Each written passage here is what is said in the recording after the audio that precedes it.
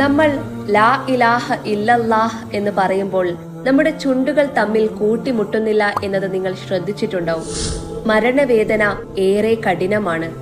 ഒരു മനുഷ്യൻ സക്രാത്തുൽ മൗത്ത് എന്ന അവസ്ഥയിലാക്കുമ്പോൾ, അതായത് ആത്മാവ് ശരീരത്തിൽ നിന്നും പുറത്തു വരുമ്പോൾ, ആ ഒരു അവസ്ഥയിൽ മനുഷ്യ ശരീരത്തിന് നാവൊഴികെ മറ്റൊരു ശരീരഭാഗവും ചലിപ്പിക്കാൻ കഴിയില്ല.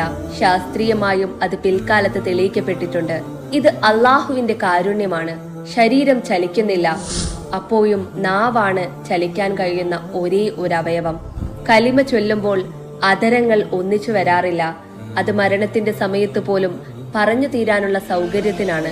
ലാ ഇലാഹ ഇല്ലല്ലാഹ് എന്ന കലിമ ചൊല്ലാൻ കഴിയുക എന്നത് സ്വർഗത്തിലെ പ്രവേശനത്തിനായുള്ള വഴിതുറക്കലാണ്.